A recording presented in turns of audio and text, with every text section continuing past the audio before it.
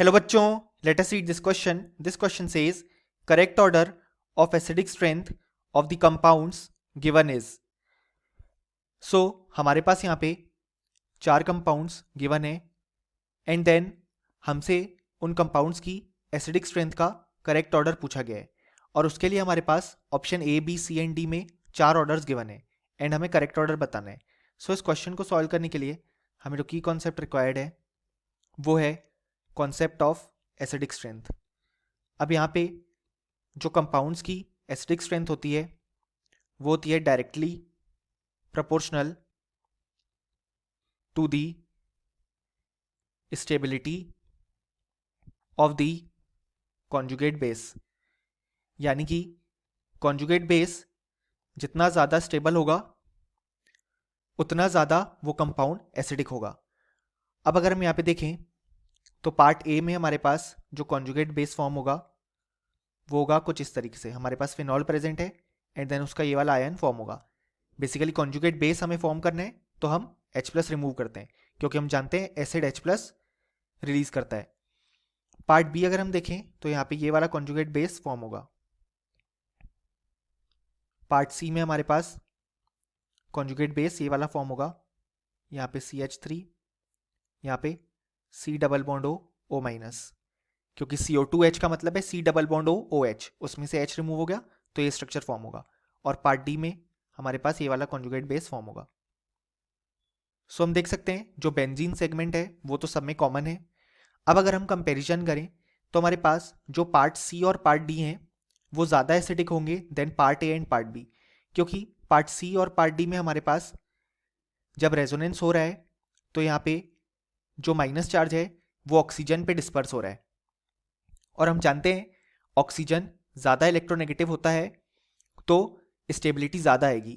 और यहाँ पे दोनों ही केस में हमें दो इक्वेलेंट रेजोनेटिंग स्ट्रक्चर देखने को मिलेंगे. यानी कि बेसिकली यहाँ पे पहला रेजोनेटिंग स्ट्रक्चर जो हमारे पास प्रेजेंट है एंड देन जब माइनस डिस्पर्स होगा तो इक्वेलेंट रेजोनेटिंग स्ट्रक्चर देखने को मिलेंगे पार्ट सी और पार्ट डी में.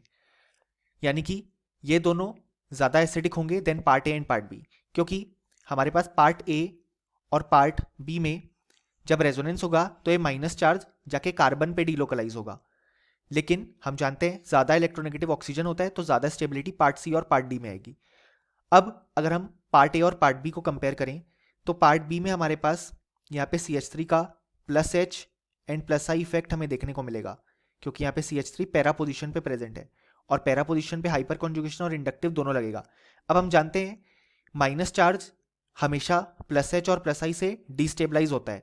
इसी कारण से जो A है वो ज़्यादा एसिडिक होगा देन B, क्योंकि हमारे पास जो यहाँ पे कॉन्जुगेट बेस बने हैं A और B के, वो अगर हम उनकी स्टेबिलिटी कंपेयर करें तो A वाला ज़्यादा स्टेबल है, क्योंकि B में हमें +H और +I इफेक्ट देखने को मिल रहा है जो इस माइनस चार्ज को डिस्टेबलाइज करेगा.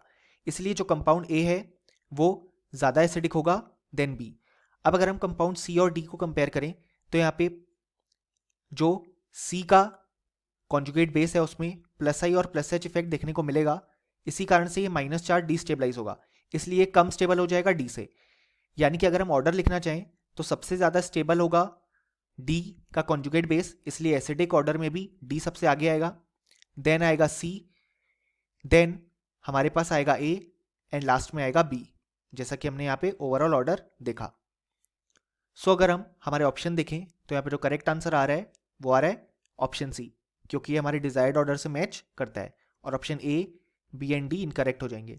सो फाइनली हमें बोल सकते हैं कि इस क्वेश्चन के लिए हमारे पास जो करेक्ट आंसर आया वो आया option C. Hope you understood it well. Best of luck.